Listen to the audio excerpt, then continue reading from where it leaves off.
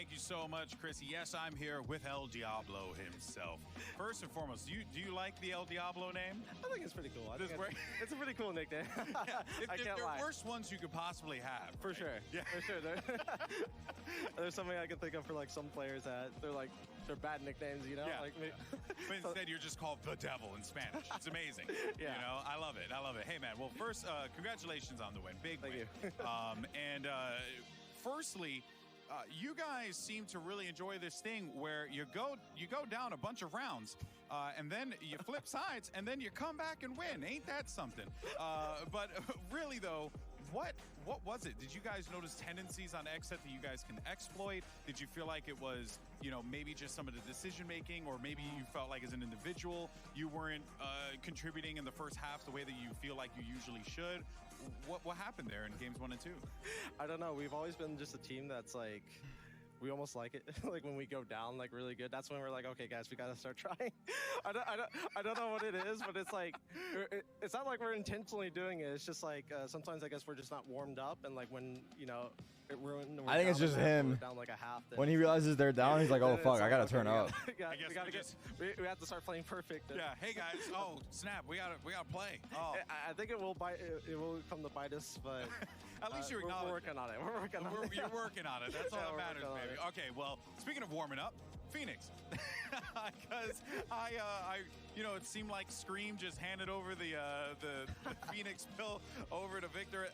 What was the reasoning behind it? Obviously, you guys found a lot of success with that particular agent, but it was very interesting to see you guys of all teams to bust out that agent on that map. I think he's just a pretty strong agent for that map. I mean, if you look out in past, like back when maybe last year's Iceland and other things, sure. Phoenix was like a really big pick there. And I still think he's pretty good, especially with like the changes they made to the flash. There's so many like short little tight angles that you can insta pop now with Phoenix. Is always really good for like banning out all the utility and clearing sight. Yeah. He's got a lot of versatility, really. I guess like on a map like Haven, but. Yeah. Yeah. So you just feel like Phoenix is just coming back. He's coming back into it. Maybe for a map, but for a map or two. Yeah, he's still a little rough compared to like KO, because I think KO is just like better in like almost every way. But the new pop flashes help a lot. Well, that's fair. You don't want Phoenix to overstay his welcome. You know what I mean? I hear it just becomes too hot in the room. Okay, you guys just seem to be in a never-ending war against Loud, and I know that both of you guys have a lot of respect for one another. But it was unfortunate for Loud and Copenhagen to run into you guys multiple times. Firstly, I kind of want to get your thoughts on Loud right now, because it feels like they have found this second gear. Every player on the team is popping off, and obviously you're going to have a lot of work on your hands. I think people underrated them a little bit. Yeah. I mean, the only teams I think they've lost to is like us and maybe like True, and all those games were like super close. Yeah. I don't think they've ever lost a game to like any other team. So I still think they're a really, really strong team. Obviously, they have great fundamentals, and every time we play, it's like it's always a back and forth. And he popped the fuck off his map. Sometimes, but yeah. Well, I mean, I guess you couldn't really avoid this. I mean, they beat all the teams on their bracket. We beat all the teams on our bracket, so we met up. But this is fair. Yeah. But it will be funny. We're playing for the 5th time and potentially a 6th. Potentially a 6, right? You guys just seem to constantly, you can't get away from each other. Star-crossed lovers. Just on your way to the final. Love to see it. I guess so. So now, look, all right, buddy.